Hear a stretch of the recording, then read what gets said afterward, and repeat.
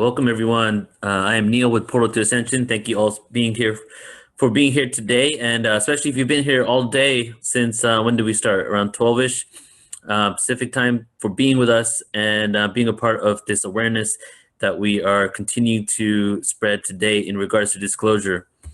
So we're going to continue this conversation, and Alan, you're here with me, right? Right, I'm here. Do you hear me? Yeah. Okay, so do you hear me? Okay, great. I hear you. Yep. So we're going to go ahead and bring on our next presenter and bring a different perspective, coming from the perspective of an experiencer. And his name is Rey Hernandez, and he is part of Free. And I wanted to hand it over to you, Alan, because you've known him for longer, and maybe you can do a little introduction and bring him on. Well, yes, thanks, Neil. And it's an honor to introduce Rey because he's worked really hard organizing the experiencers' experience, really, and taking surveys. I mean, he'll tell us how many thousands of people have already answered his online questions about the nature of the ET contact experience.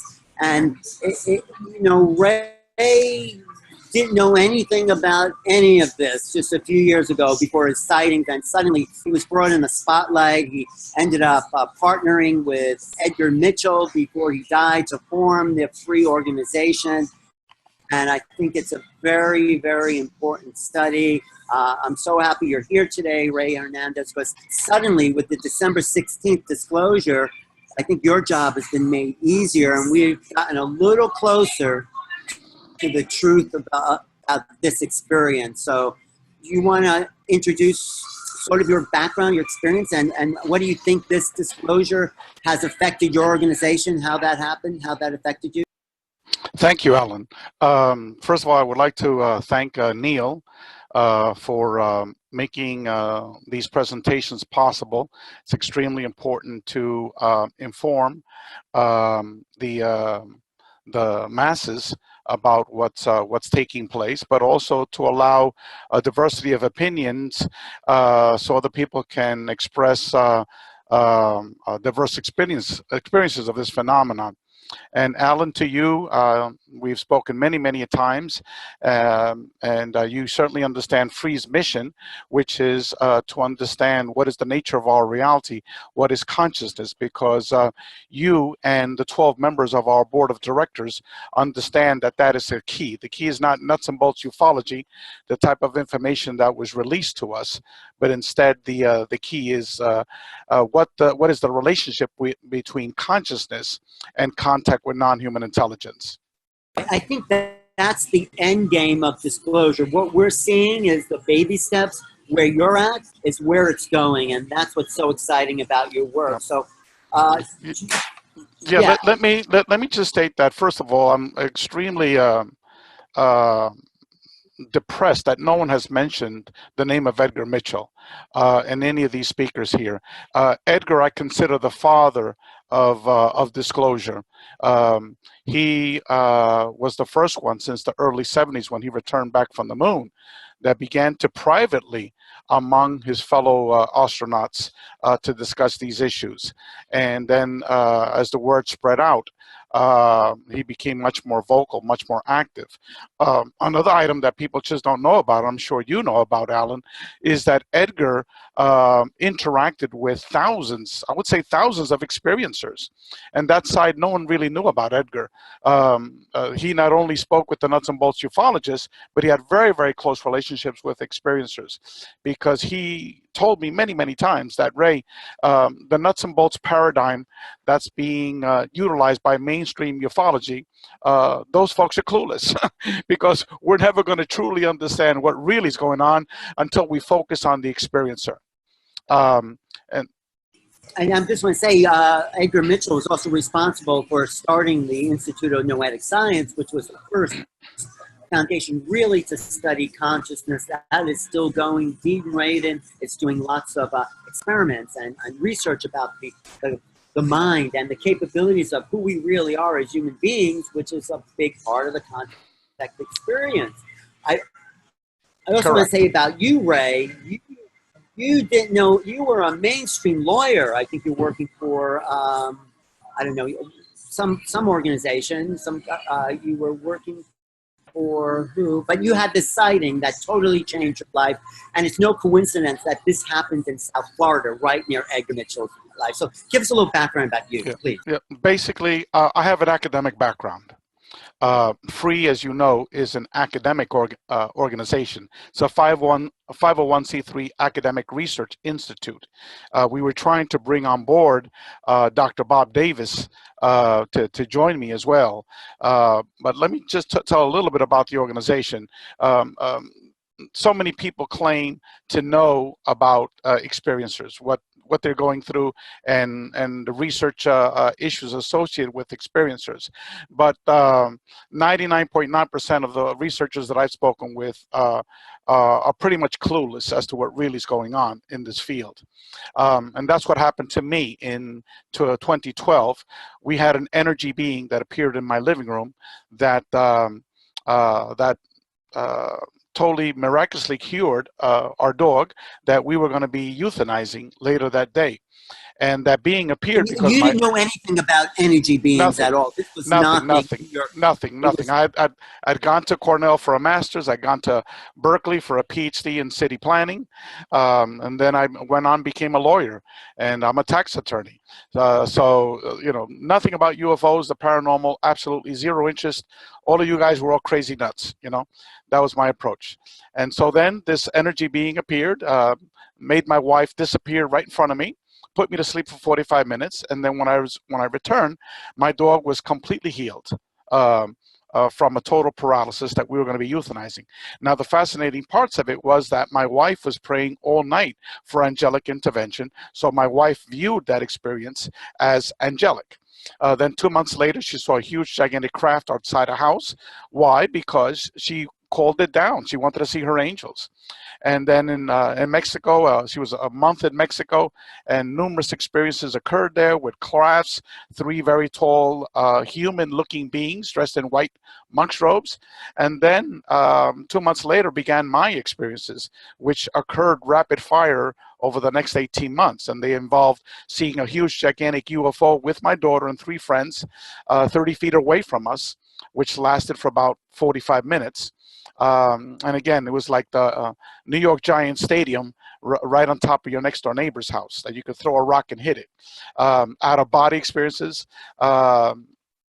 I mean, just numerous types of paranormal type of experiences, very intense. And Free actually was developed over a 3-day period.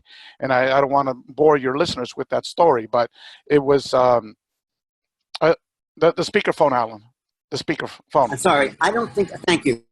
I don't think it's boring because you make the bridge between ETs, near-death experiences, and a lot of paranormal phenomena that people just looking at the hardware don't make. And I think that's major importance of the Free organization, don't you think? Well, what had happened was that I had been having these experiences for about 18 months with both physical contact, telepathic communication, and numerous cases of high strangeness. And the physical interaction with that energy being. And then my wife had that interaction with these human-looking beings in the white monk's robes. And this was all within an 18-month period.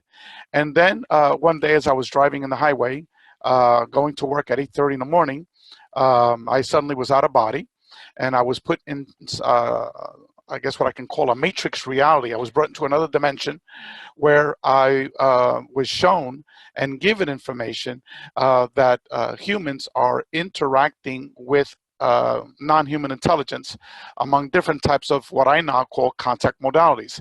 Out-of-body experiences, near-death experiences, UFO contact, channeling, communications with ghosts and spirits, remote viewing, etc., etc.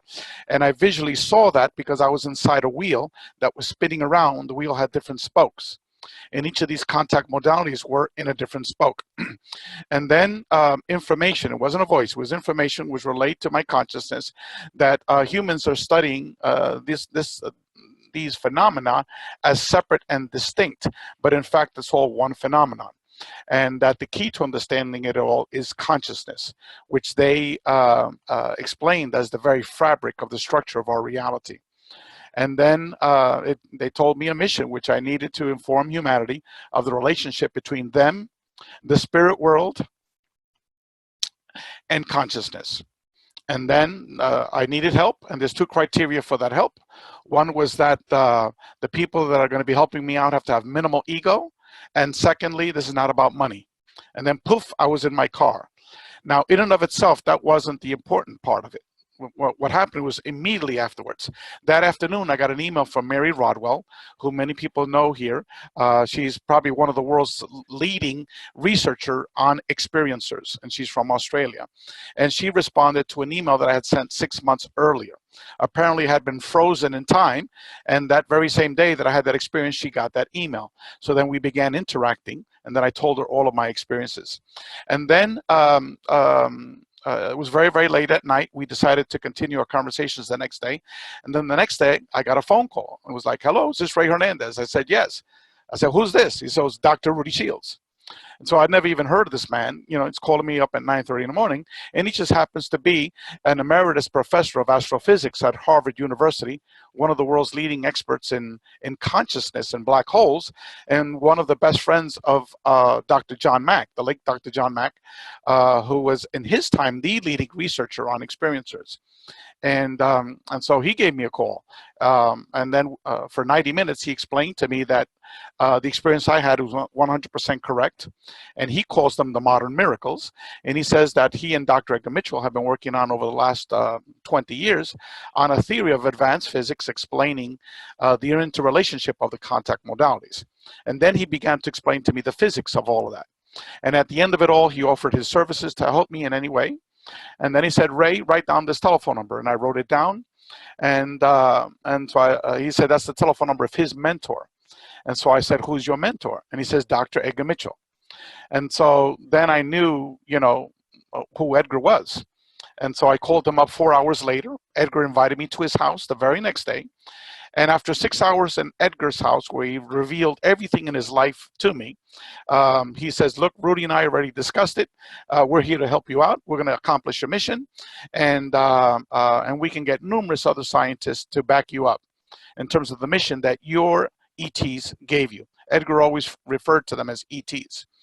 And so that's how Free got started. A week later, Mary came up with the name, Mary Rodwell, the Foundation for Research into Extraterrestrial Encounters, which has now changed. Now it's the Foundation for Research into Extraterrestrial and Extraordinary Experiences.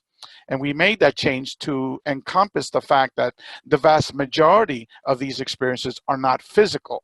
Instead, over 80% of these experiences are non-physical and quite possibly multi-dimensional. Right. Can you talk about some of the results? How many people you've actually surveyed, and what was the surprising results of the survey that I think is so original and so important to this overall? Yeah. First of all, Alan, if I were to ask you, if you can go on screen, I'm going to ask you a question, okay? Okay, I'm going to put you on the spot a little bit, okay? How many people, as far as you know, have actually conducted academic research study, okay, on experiencers? We're talking about data collection, so you really know what the hell is going on. How many people in your many years in this field have done that?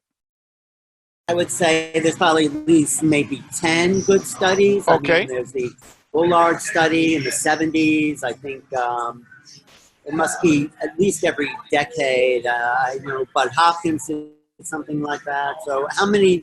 Okay.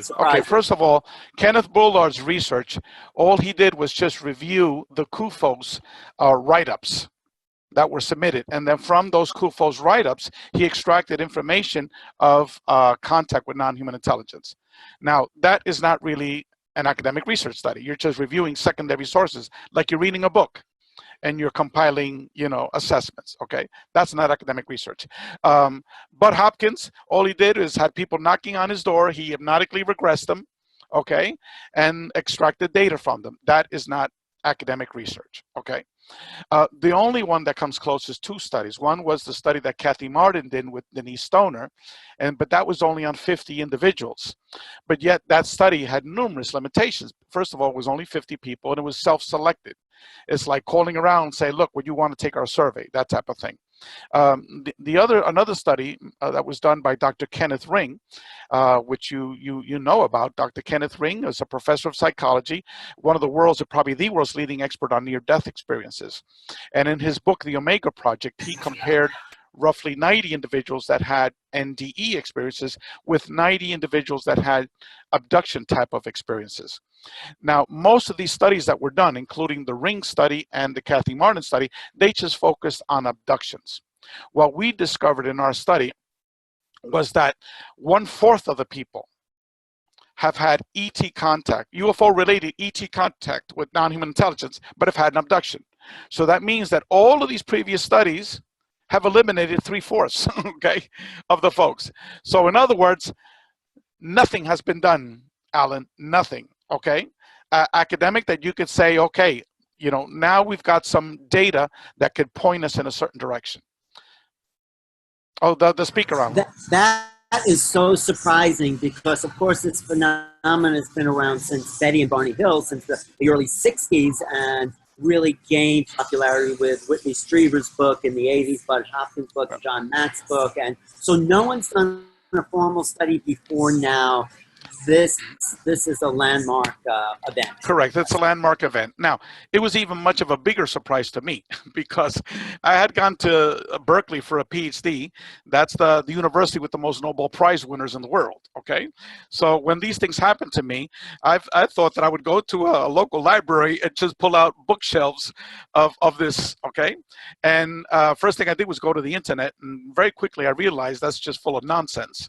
You know, you had 1 million people saying that they're all experts, that they got all the answers, but in fact, they're all totally clueless, okay? And then later on, over time, as I began to learn more about this, I did what is called an academic literature review.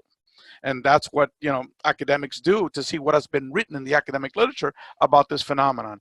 And what I discovered was very, very little. I've just mentioned a couple of these studies. Several others were done by Leo Sprinkle, who you probably know very well. Leo's now, I guess he's close to 90 years old now. He was also a member of the Free Board, and he did mainly academic research studies about whether we're crazy or not. He administered the Minnesota Mental Health Assessment Battery Test, which is a psychological instrument. What did he find? That we're just as crazy and just as normal as the regular population. Okay, and he administered like 3 of these tests. And so it's the normalcy curve, you know. How many people now have you surveyed, and what were the results of this survey? Yeah, first of all, let me just say, Alan, all the speakers that previously came on board never even mentioned free. Okay, but yet, from my perspective, we're the only game in town. Okay, we're the ones. Although that I have to say, Grant Cameron was the first person to tell me about free. Yes, no. Grant has been very, very supportive of what we're doing. Very, very supportive. But what I meant, let me clarify the point. What I meant was that no one has ever done any type of formal, comprehensive, multi-language, because they were doing it in multiple languages worldwide. We've gotten responses from over 100 countries of experiencers. Okay, but yet the internet and all these radio shows are filled with hundreds of people claiming to be experts on this topic and talking about it. Okay, now let me talk about our research study. Okay, our research study was not developed. I just want to say one thing. Yeah. It is self-selected, your research study, right? Just to clarify. No. Okay, good. No. All of the other previous research studies were self-selected. Okay, let me talk a little bit about them. First of all, who in free and who developed the research study, and then the issue of self-selection, okay, and methodology. Free is comprised of 12 academic retired PhD scientists. Okay, the executive director of Free is Dr. Rudy Shields, who I mentioned before is one of the world's leading astrophysicists, who just so happens to have an interest in non-human intelligence and the aspects of consciousness. Okay, very dear friend of Dr. Edgar Mitchell. Edgar was also one of the co-founders of Free and one of the people that pioneered and developed our research study. We also have Dr. Bob Davis, a retired professor of neuroscience, who wrote a book on UFOs because he saw a UFO. And then he did another book recently on the afterlife because of how the data was coming in of this connection with the spirit world and spirituality. So he began researching that, and he just published a book. Dr. Bob Davis. We also have Dr. Claude Swanson, a PhD physicist from Princeton University, Dr. Leo Sprinkle, Dr. Russell Scalpone, a PhD psychologist who is our statistician. And then obviously the non-scientist members would be Mary Rodwell, would be Kathy Martin, who you very well known, Rosemary Ellen Guiley, Giorgio Piacenza, et cetera, et cetera. Dennis Briefer, who was the director of the John Mack Institute for many years, very close friend of Dr. John Mack. So this is the team that developed the research study. It was academically developed, okay? Now, in terms of publicity, we publicize our research study in over 500 Facebook sites. Every 2 weeks, it would be a posting on a Facebook site.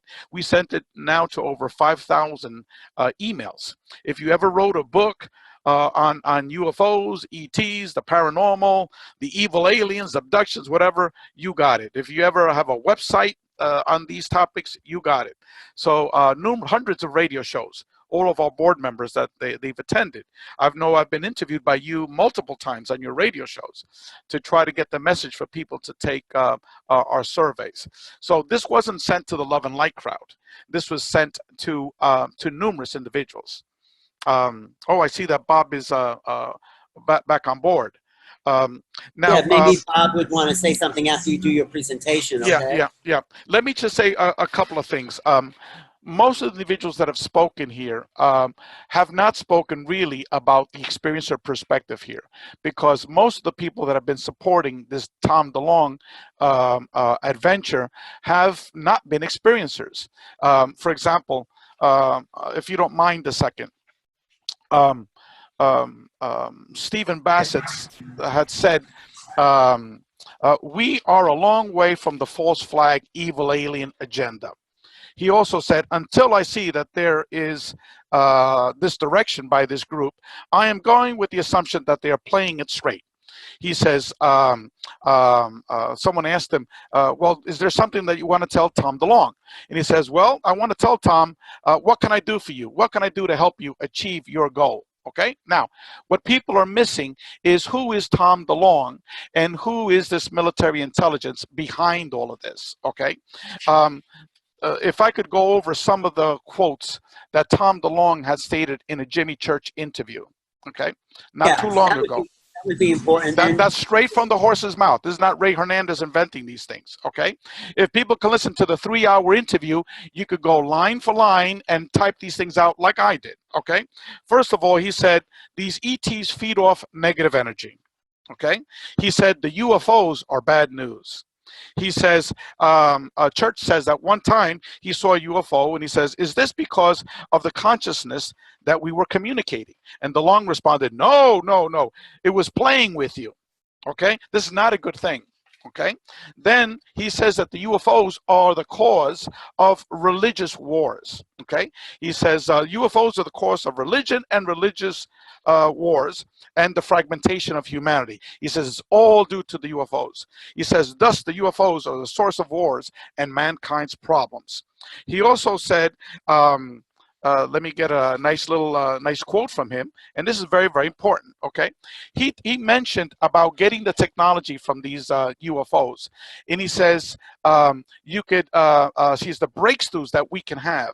It'll give us a competitive advantage on the battlefield, okay? And then he says that these UFOs are scared of our nuclear weapons. He talks about nuclear weapons tests in space, and he says that these bugs can't get away from nuclear weapons. And this is interesting what he said. He said, what were we trying to do with these nuclear weapons tests in space? And this is his quote, fly swat some bugs out in the sky. Okay, that's what we were doing. He says, I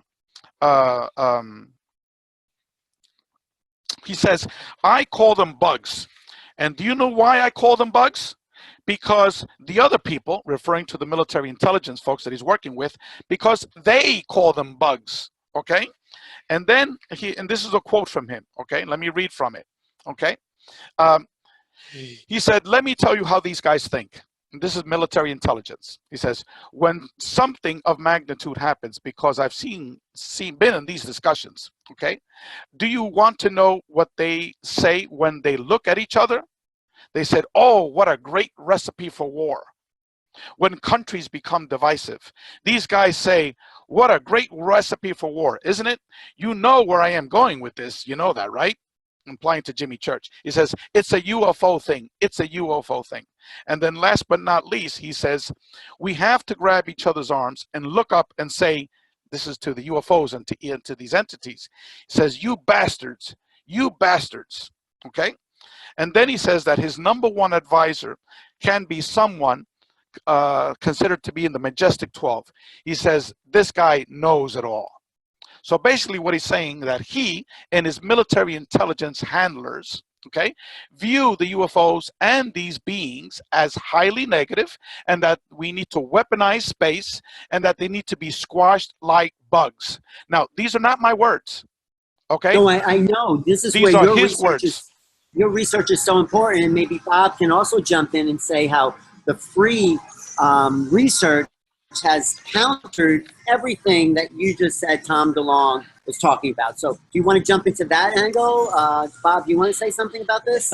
Yes, and the overarching picture here certainly is acknowledgement of the phenomena more than disclosure itself, and that is a critical issue to address and to anticipate what's going to happen next. And of course, there's going to be much discussion about that, as there should be. And I commend those like Grant Cameron, for instance, Leslie Keane, George Knapp for their insightful issues, questions, perspective on such an extraordinary issue of our times. And in my mind, certainly the most important one. But there's an overarching issue associated with that, and that is, what is it? We are not focusing enough attention on just that, and by focusing on the nuts and bolts aspect of the phenomenon, we're not going to increase our greater understanding of what governs and regulates it, because it does appear, certainly, to be valid. We have ample evidence that we don't need to go into detail with. If anybody just picks up a reasonably good book on the history of UFOs, the evidence is quite clear. It's valid. This phenomenon, whatever it may be, is interacting with humans. And that's the important point. Well, Free. I think, yeah, go ahead. Free is free for the first time, thanks to the leadership of Rey and Dr. Edgar Mitchell, is conducting a comprehensive study. In fact, we are in the process of now submitting an article to a rough-read scientific journal, which should very well be accepted, as well as to give papers at the Society for Scientific Exploration this coming June in Las Vegas about our research results, which indicate that it is a very diverse physical as well as non-physical phenomena, which is consistent with the results and statements made by Jacques Vallée and Alan Hynek. We are seeing, in other words, approximately 70 to 75% of our large study sample population of 2,556 individuals contend that their interaction with non-human entities associated with or without the unidentified aerial phenomena results in a positive, significant change in their attitudes, which encompass a wide range of philosophical values, personal beliefs, their perspectives on how they interact and treat others, their sensitivity to the ecological matters of our planet. They become more loving, caring, they better understand. So they contend, and this is what they are saying, is that they understand what life's all about, what they themselves are all about. And what is uniquely interesting is that the same results we are seeing in this large population database is that it's very consistent to the personal and philosophical viewpoints that have been changed or facilitated by a various type of contact modality, such as NDEs. People who have NDEs, OBEs, generally, not always, report the same kinds of spiritual, personal types of attitude changes that are in the positive direction. Now, it's not to say that it's not always a negative outcome.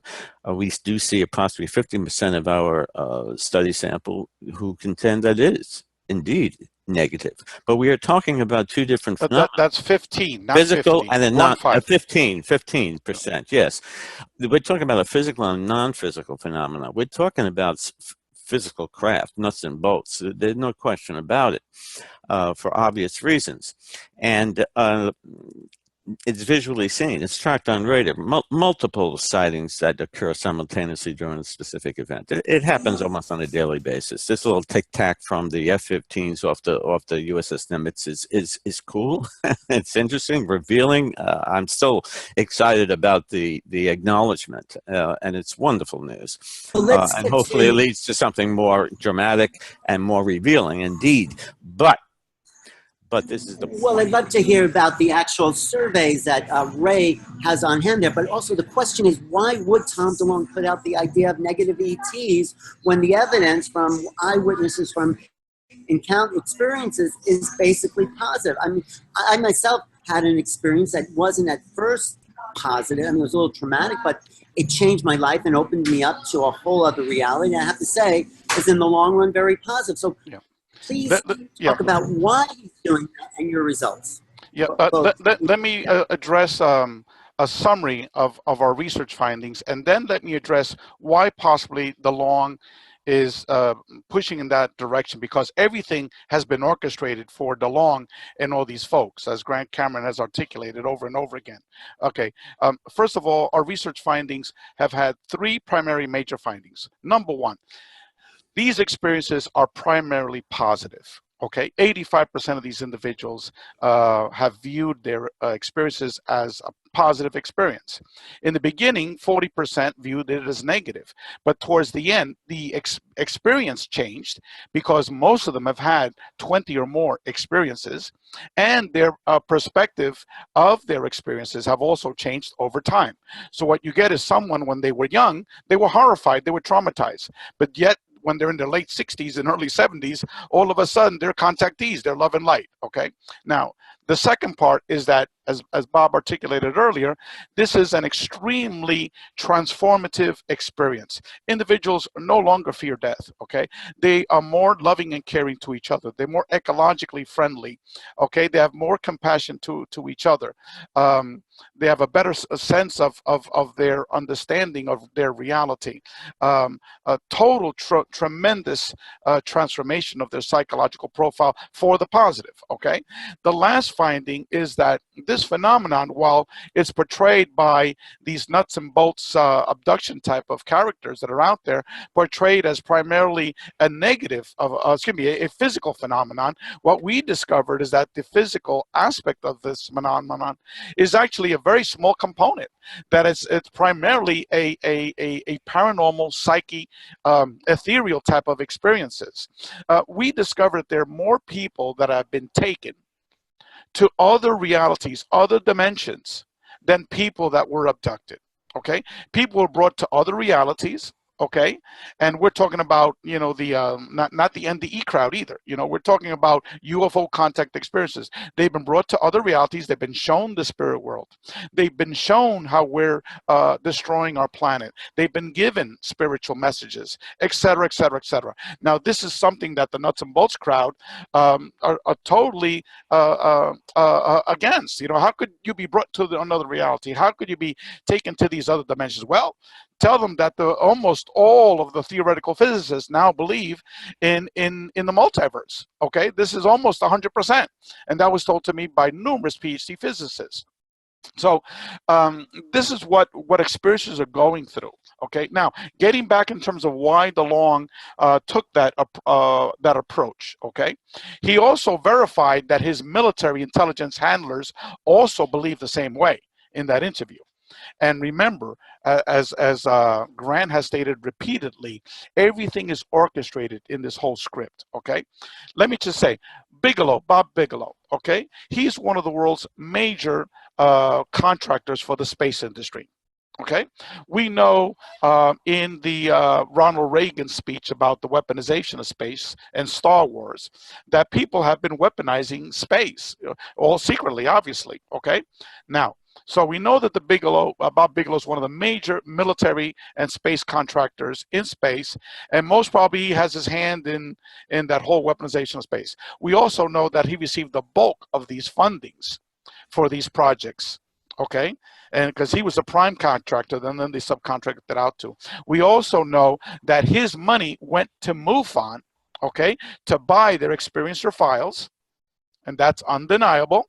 Okay, so they can get the emails of these experiencers and their experiences so they can follow up on these people.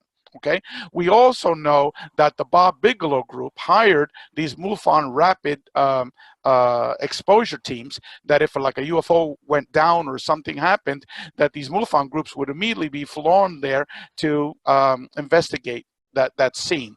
We also know from Grant Cameron that Bigelow has contracted out, okay, with scientists to investigate the blood work of experiencers and to do these electrodes to find out advanced neuro analysis and physiological analysis of the experiencers. Okay, now doesn't that remind you of my labs? Yes. Okay, doesn't that remind you of my labs? And where did many of these my labs experiences occur? Okay, many of them occurred in the Southwest. Okay, now just to let everyone know, okay, this other character, Luis Elizondo, who was a very close friend of Secretary of Defense Mattis and the director of this Pentagon UFO program, okay, he in almost all of his interviews used this quote: UFOs might pose a threat to national security. Okay, how come Stephen Bassett didn't talk about that? How come Stephen Bassett didn't talk about the comments of Tom DeLonge that we need to squash these UFOs like bugs? Yeah. Okay, also this threat of national security, people have to understand that this is a military controlled leak. This is not civilians that are doing this. Okay, this is directly orchestrated by the military industrial complex. And if I may just add, Free doesn't really get involved in the geopolitical issues associated with this newly released revelation to the world. Today I deviated. I apologize, Bob. Personal opinion. We have our personal opinions, certainly, and they vary considerably among the members of Free. This is primarily a research-oriented group that is studying consciousness. That is, and we use the UFOs as one mode to study consciousness, just as researchers do with NDEers and OBEers, etc. And we're seeing the same non-physical effects, especially changes in space and time that our subjects are reporting. Time doesn't exist, they say. Now in eternity exists at the same time, whatever that means. Well, NDEers say that as well, and those who have OBEs, which is certainly part of the NDE. The question, the bigger picture here is, what are people experiencing that's associated with the UAP and without the UAP? That's the key issue here. Disclosure, let's talk about it. That's fine. But I'd listen to people like, again, Grant Cameron and a few select others to get the insights into what may happen. And it's speculative, it's debatable, a lot is going on behind the scenes. Again, that's great. The story here is why the changes in spirituality, why the less interest in material matters that occur after the same different types, I should say, of experiences. And they're vastly different in nature, in a sense, but they seem to have this very similar outcomes that are incurred on those who experience it. So how best to understand this UAP, other than to study those that experience it? Right, I agree. This is about our evolution, but let me ask you, Ray or Bob, don't you think Tom DeLonge and company are looking at your research and your data, and how do they explain what you guys have come up with? Well, we did have a conversation with Tom DeLonge. Wait, it must have been a year ago. Who did? And who had a conversation? What? Who had a conversation with Tom DeLonge? Ray and I had a conversation with Tom DeLonge about a year ago. What was that about? What was that? Yeah. Well, it was about a lot, obviously, but principally about what Free is all about and the research we're doing, which he expressed keen interest in. It was hard to know, how sincere he was and where he really exists within this big picture. And I'm not one to say, because what do you say, Ray? That's not my role. My role is the research aspect of Free, and we all have personal opinions about this. I give DeLong some credit, but also I think he's not knowledgeable enough to understand the phenomena, and this is what's most critical. People aren't knowledgeable of what the phenomena is all about. They make a big deal about disclosure. You're bringing knowledge out there. As they should. Yeah. And it's commendable. It's necessary. But we Well, have to look again at the bigger picture. How is this affecting human beings? And it's affecting them dramatically. Positively. In a positive way. So, Ray, what was that conversation like with Tom? Well, he admitted that he's not an experiencer. He admitted that he's has not seen a UFO. He did admit that most of his information before he met these retired military intelligence folks came through books and through reading, comic books about UFOs. So that's where his background came from. And then he hooked up with this military intelligence, who he admitted in the Jimmy Church show told him that he'd be a perfect vehicle to disseminate this information because he has a widespread appeal to the youth. So he would be good at marketing their agenda. And knowing that he viewed these as a negative agenda, it was a perfect match. And so he did tell us that he doesn't have a research component to his organization. And then he alluded to that it'd be great if we could come and join him, as a research component for his organization.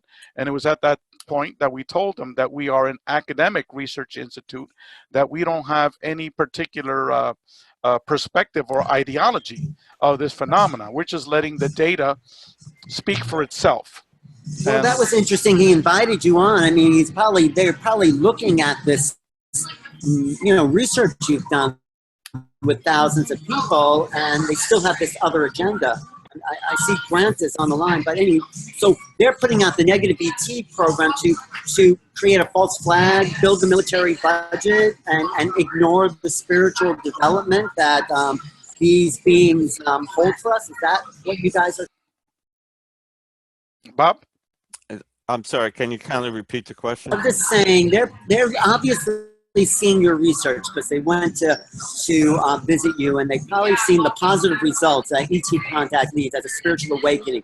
Are they putting out the negative agenda to further the military and complex budget and control there's people? no way to know. Sure, it's a good question. It's open-ended, and there's insufficient information to make a determination. But if people know about our specific results, and they will once it's published in a scientific journal this upcoming year, and will be included in 2 books that Free is developing on the Beyond UFOs, the science of consciousness and communication with non-human intelligent beings. And all this information will be out, both theoretic, supported by physicists, and also, in a sense, data-driven from our research study that is both quantitative and qualitative in nature. And noted psychologist John Klimo is running the qualitative part of the study, while we are now publishing the quantitative phase in the large population. So if people will eventually know about this information. We do share it on various radio shows, conferences, we give lectures on it, but now it's literally going to be worldwide, and certainly will get more attention, and hopefully, and this is the key, stimulate more funding and research by others to build upon our database, which is just a foundation. It needs to be validated, replicated, etc. So it's premature to make any firm conclusions, but we have some good key information that I suspect has already been hacked and synthesized by whoever has the ability. That wouldn't surprise me at all. And nothing we can do about that. Bob, if I could sort of summarize here, that would be great. The book that we're going to be putting out in May of 2012 is titled Beyond UFOs, The Science of Consciousness and Contact with Non-Human Intelligence. The first volume is going to be over 600 pages, 15 chapters total, that is going to be analyzing the data from phase 1 and phase 2 and phase 3 of our free experiencer research study. So if folks really want to know what disclosure is all about, okay, it's not watching watching little fighter jet planes, you know, being videotaped of a little craft in the sky. Okay, it's really the experiencer phenomenon, and we're going to have over 600 pages describing all the details of this study. Volume 2 is going to be a theoretical volume, which is going to be focusing on what is the relationship between consciousness and contact with non-human intelligence. Now that those two books should lay a very strong foundation of what is really happening in this phenomenon. And not this little release of little lights in the sky type of stuff, because that's given us very little over the last 70 years. And also our we have a website and we have a Facebook site. The name of the organization is FREE, the Foundation for Research into Extraterrestrial and Extraordinary Encounters. The website is experiencer.org. We have a Facebook site is Free Experiencers. Grant Cameron's on the line. I think he has a few comments, and then we'll go back to you, Ray, to kind of get the statistics and all that. But Grant, what do you have to comment about this discussion? Well, the only comment I want to make is regarding this conversation with Tom DeLonge, because I've written about it, and I give great praise to the Free organization for not going into this operation where they're sort of allowing him access to the data. I think the experiencer data is the most important data there is, and we know that Tom DeLonge had no interest in experiencers whatsoever. The only experiencer he ever dealt with was Chris Bledsoe, and that is because Jim Semivan, who is an experiencer, said, I want you to take Chris's story, I want you to take it to Hollywood, and I want you to make it happen. Otherwise, he wouldn't have had anything to do with Chris Bledsoe either. So it's important. And you guys are talking about the consciousness connection, and maybe Tom DeLonge doesn't know, but a lot of people in his organization know this important connection, and Tom should know it, because when he was at Lockheed Skunk Works, he mentioned the fact that the minute he brought up the word consciousness, that's all the head scientists wanted to talk about. So there's this important connection, and I think the Contact to Free was part of an overall vacuuming operation that they did. They went after the Carpenter files, the abduction files. They went after, Colin Andrews told me they came to get his files. There's all sorts of files that they gathered up, the MUFON files. There's this connection that they had, you know, gotten the MUFON files. So they're gathering up all this data, but the most important data, I really don't care if they get the MUFON lights in the sky stuff, but the free material has people who are actually interacting with this phenomena, and very confidential names, and I'm very glad that you guys didn't give up that information. So thank you, Grant. So Ray, why don't we go over some of the specifics of the surveys, because I think that's very important to talk about what people have reported and how it's such an uplifting experience overall. Well, before I turn it over to Bob, I just wanted to say that this is a team effort. We have numerous PhD academics that have spent literally 4 years developing this research study and going over the data. And then we have many free advisors, like, for example, Dr. Joseph Burks and Preston Dennett are writing a chapter on UFO healings. Here we have a man, Preston Dennett, that 20 years ago wrote a book titled UFO Healings, and got zero publicity. And yet Whitley Strieber wrote a book on, you know, on his experiences, and that got, you know, hundreds of thousands of hits. And it was fear-based type of books. So here we are presenting for the first time that over 1,000 individuals. This is roughly, I think it was 40% of the phase 2 respondents that have had UFO contact with non-human intelligence reported a physical, miraculous medical healing by non-human intelligence, just like the story of the dog that I told you before. So we've got high caliber people like that. Kathy Martin is writing a chapter on the messages that individuals have received. And we've gotten more than 1,500 individuals that have received messages from non-human intelligence. So John Klimo and Susan Manowich are writing a chapter on science and physics downloads that experiencers are receiving.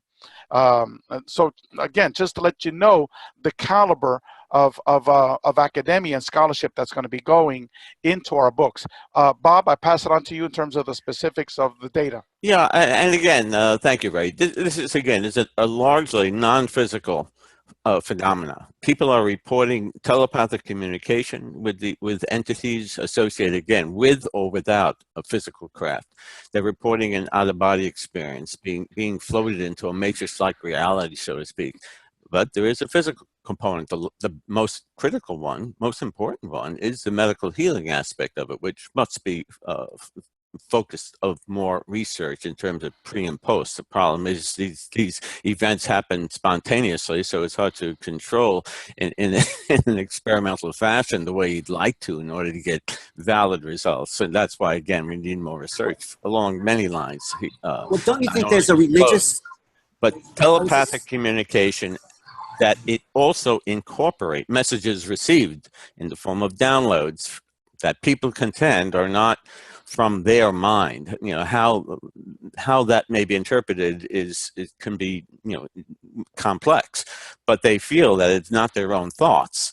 And there are many scientific downloads as well as spiritual messages about life in general that people are reporting. And we are analyzing that information. That will be in a separate article and in a chapter in our book.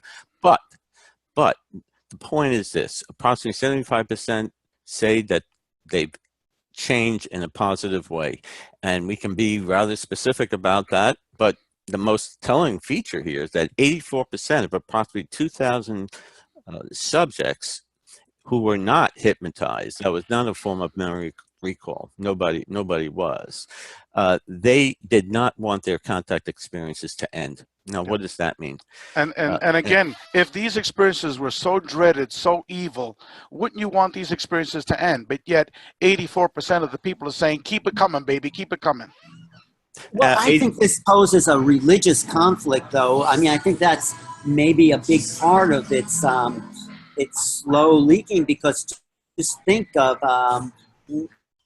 what, you know, religious people will, you know, if they believe in one thing and suddenly they're presented with something else, it could cause a crisis for a lot of people. Maybe. I mean, that'd be a good crisis. Yeah. But Bob, let me address that aspect of it. Again, there's certain things, Alan, that are really at the cutting edge of craziness that we're dealing with, okay? This whole aspect of the spirit world is something that we are internally debating and discussing. What I can tell you right now is that the vast majority of our board members have a hypothesis that all of these contact modalities, out-of-body experiences, near-death experiences, UFO contact, channeling, remote healing, that all of these contact modalities are indeed one phenomenon, that they're not separate, okay? That leads to the whole point of the multi-dimensional aspects of this phenomenon, okay? Now, one aspect of it that you alluded to earlier is the spiritual aspects of it, okay? We have literally had hundreds of individuals that were shown the spirit world. We're not talking about near-death experiences, okay? We're talking about, let's say, for example, like my friend Alberto, and I could speak about him because he's spoken about it publicly. He's had this physical human being, which he calls a master, okay, with a beard, okay, dressed in a white tunic, sit down right next to him in his living room, okay, and began interacting with him. And then Alberto said, well, because he asked him, what do you want to know? And Alberto said, I want to know about death. Where do we go after we die? So he, boom, he took him out of body and they went to the spirit world, and they had a journey of the spirit world. And then the most important aspect that Alberto learned was that, look, when you die, you got to go through the light. Okay, you cannot, stay back. You got to go through the light. And he was shown all these details. We literally have had hundreds of people that have been brought not only to the spirit world, but also alternate realities, like in a past life. Okay, so these are extremely common. We've had hundreds of people talk about this in our phase 3. So again, this is not nuts and bolts stuff, Alan. Yes, this is not nuts and bolts stuff. This is a religious renaissance. I think even in your own family, I don't know how much you want to share, but it's been a great shake-up. I mean, you talked about that a little bit, but I mean, to people... One of the major findings Yeah, one of the major findings that we get, and Bob spoke about it earlier, is that, for example, I was a total atheist, okay? These beings gave me a series of near-death experiences 3 days in a row. Boom, boom, boom, boom, boom, boom. I had never spoken to anybody in near-death experiences, okay? And then all of a sudden, I became a crazy man reading NDE books for 4 months straight, okay, after I saw that huge craft. Then 3 days in a row, the very first 3 people I ever talked to about NDEs, all of them had NDEs. Now, this is all, to me, pre-orchestrated. I mean, what are the statistical probabilities of this happening, okay? But this is happening to so many experiencers, okay? Chris had an experience with an angelic being that he considers an angelic being. And we're talking about hundreds and hundreds of people that have had these types of experiences. So yes, my personal opinion is that these entities very similar to like an NDE, how does communication take place in a near-death experience? Telepathic, okay? What's the #1 type of being seen in an NDE? Energy beings, okay? And spirit-like type of beings, okay? When people return, all of a sudden they're susceptible to electrical appliances, heightened ESP skills, you know, precognition skills. We identified over 40 variables common to both experiencers of both groups, okay?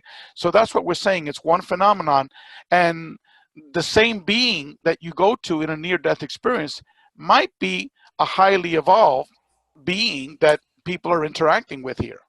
It's not just the Greys. As a matter of fact, the #1 being seen by individuals were not the Greys. They were the energy being. Most of them were human looking.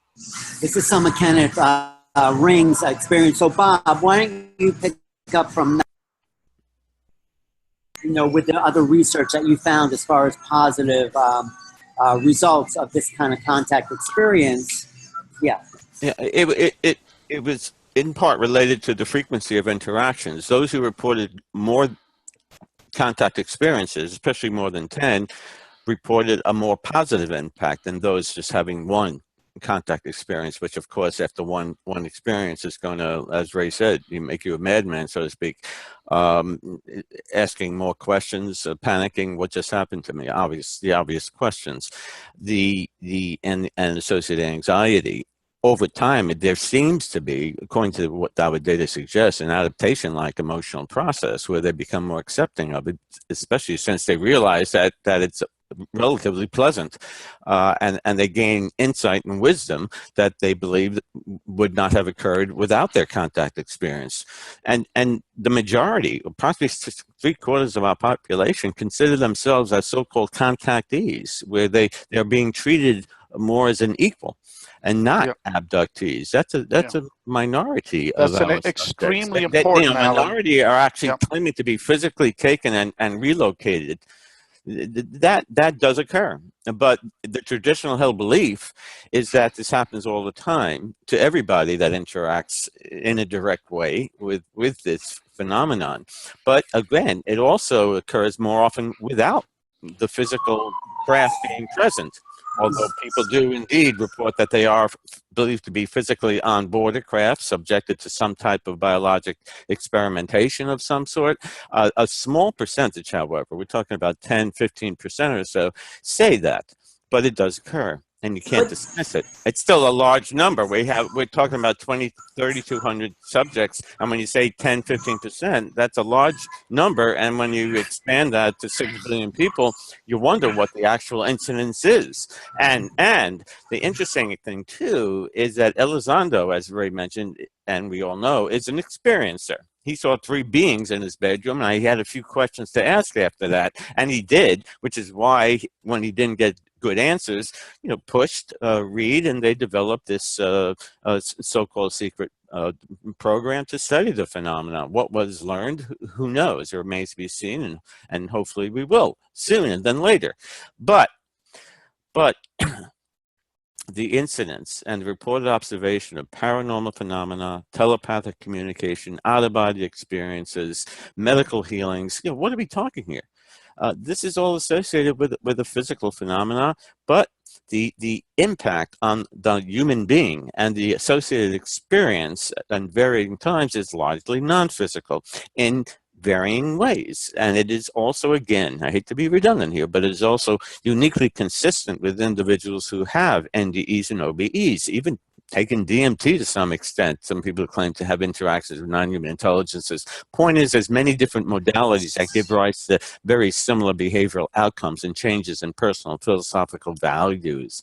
So this is what we need to focus more on, It's as well very as exciting. results and disclosure. But this too, this is, to me, is the most important aspect of it. Obviously, I'm biased, but the impact on the human being is what is most critical. Well, but don't you think this is part of what, if you believe that the government is trying to present this slowly, to come out with all this research and say these are spiritual experiences, might be too much as an initial story? They need to build up to that. I mean, I don't know. I think it would be great if they could come out with this, but I don't think the majority of the population would be ready for this. So I think how it's progressing might eventually lead to this, and we get rid of this whole idea of negative. You can see we're part of a greater life. It's a living universe, and part of it.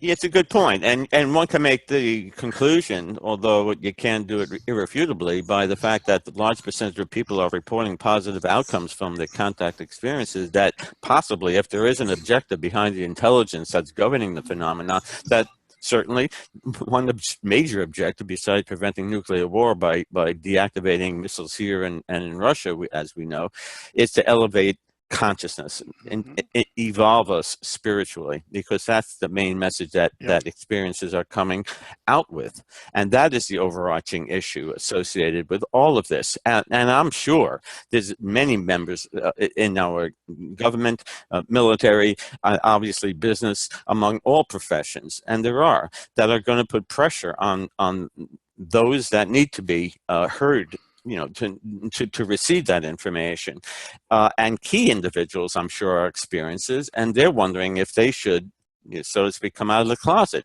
and execute change, maybe formal, organized research with sufficient funding. And by the way, free doesn't have money. We do this all on time and effort alone. What do we have, Ray? $50 in the kitty? The point is, if anybody wants to donate to our cause, you know, be my guest. Go to experiencer.org, and the directions will be right in front of you. The point is, I think we need fiscal resources. We also need more human resources. We're taking tremendous time out of our daily lives to investigate with fierce determination the essence of the phenomenon. And we are most curious about what is going on, and commend again Grant Cameron and among a few others that are really leading the charge in this arena where disclosure or acknowledgement needs to occur, and that is very exciting. So associated, however, with that, in my mind, I think this, it's how to prepare society for a possible revelation by the government, and those in the know will figure that some kind of protocol that at least in their minds may be more, you know, palliative to those receiving it.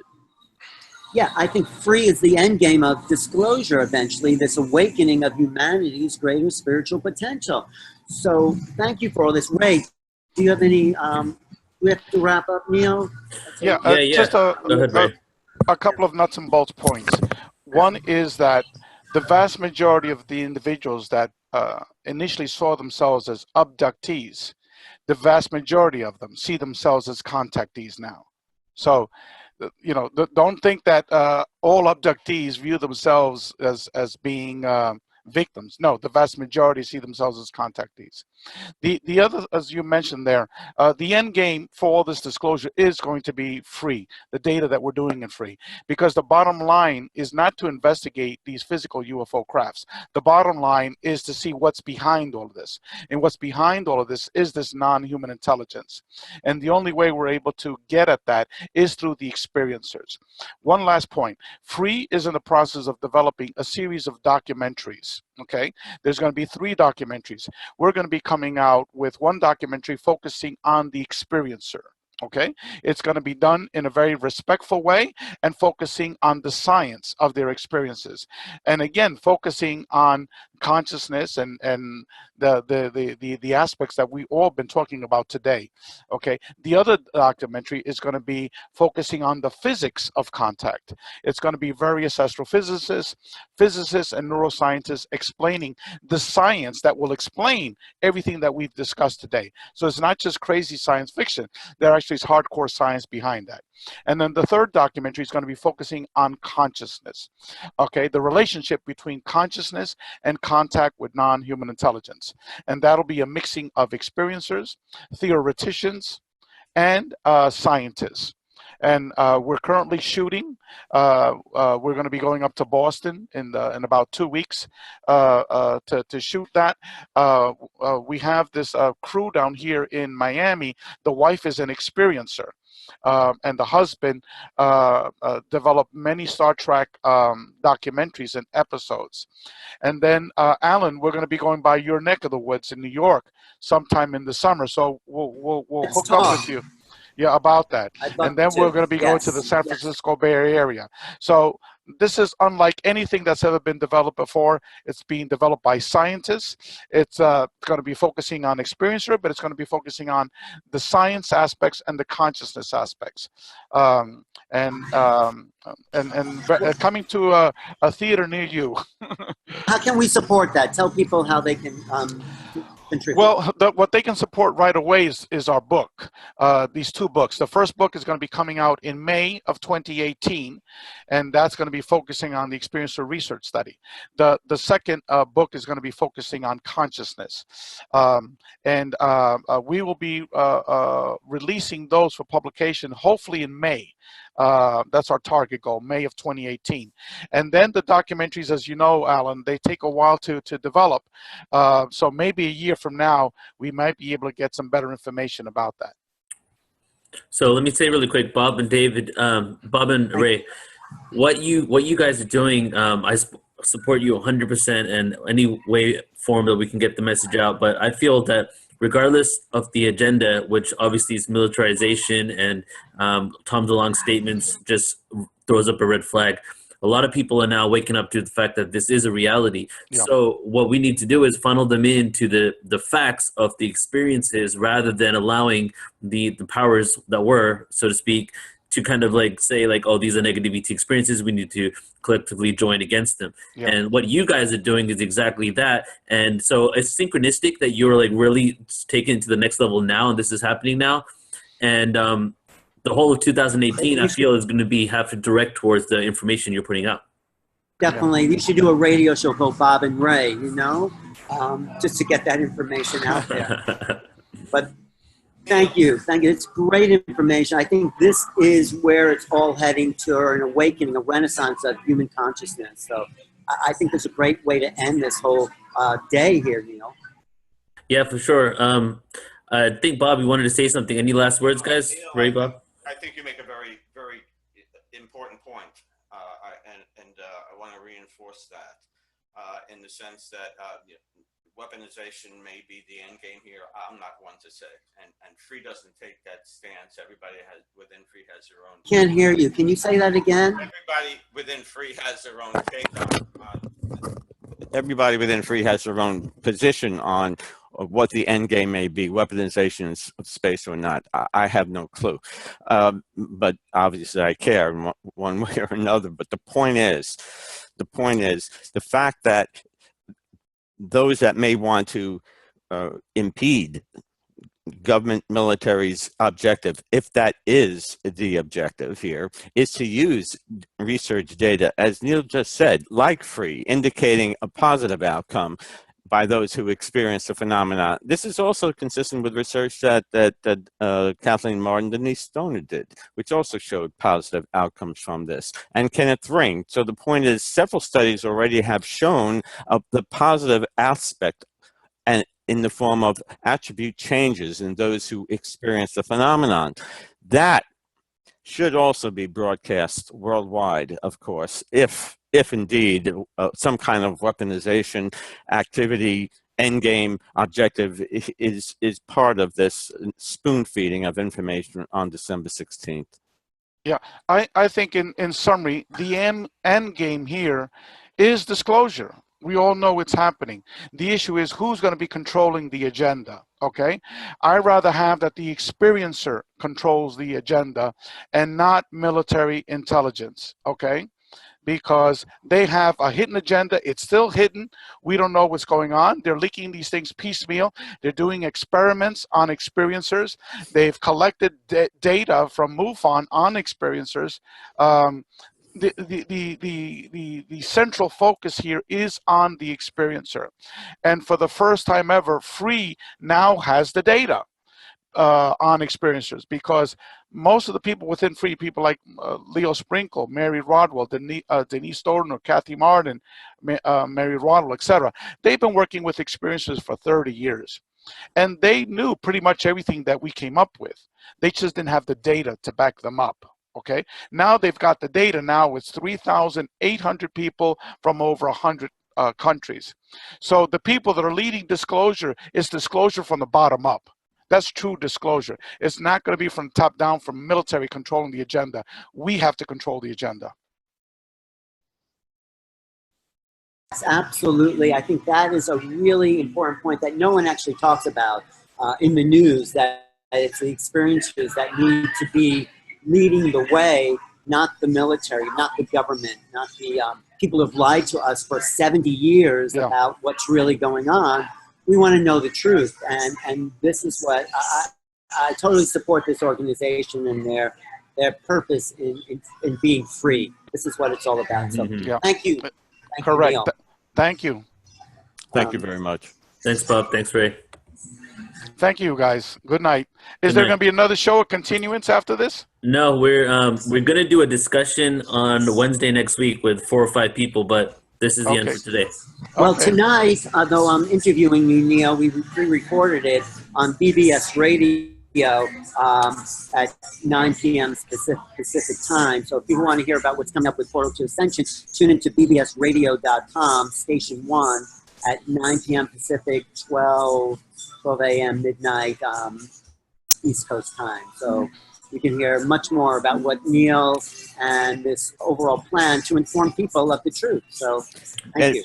And if I may plug, my website is the UFOphenomenon.com. The information on my recent book, Life After Death, an analysis of the evidence, and my other book on the UFO phenomenon, Should I Believe, can be found on that site, along with many articles from members of Free to get a better understanding of what our mission is, as well as going to experiencer.org, the Free website. So thank you very much, everybody. And Bob's book, everyone should take a look at, because it merges the UFO phenomenon and the life after death spirituality, NDE phenomenon. It merges them via both books. So it's the key, really, to solving this riddle. Right. There's also a lot of other books mentioned in the chat room for people to listen to this later. There's Dean Radin's book, The Conscious Universe. Let's see what else is here. There's the Greg Braden book, Human by Design. There's a bunch of, well, just I can't wait for your books to come out, Ray. But this is a hot topic, and it's going to get hotter. So this is history in the making. I think it's the most exciting thing that's happened to humanity in about 500 years or more, maybe ever. Maybe this is the ultimate. Thank you. I'm Alan Steinfeld. My website is New Realities, and my YouTube channel, where I interview lots of people on this topic, is youtube.com/newrealities. Thank you. Okay. Good night, everyone. Good night. So, Neil, what's next?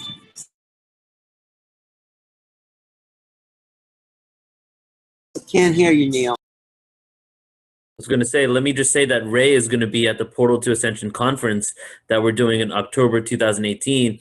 And another synchronicity is because they're doing a lot of work from now up until then. So my intention is in October 2018, we're going to have a whole entire year to look back on. Not only is this disclosure unraveling day by day, who knows where we're going to be by then. Plus, we're going to have Grant Cameron there. He's going to be checking in. You're going to be there. Ray's going to be there talking about the studies that they put together, and maybe hopefully they even have some information on the documentaries then. So I'm excited for that. Thank you. This has been a really beautiful inside look at the workings of history. I'll say it's history again, because when I look back at this time, this is when the ceiling was broken. You know, this is when the government has finally admitted there's secret programs. They have UFOs. There's unidentified. They don't know what's going on.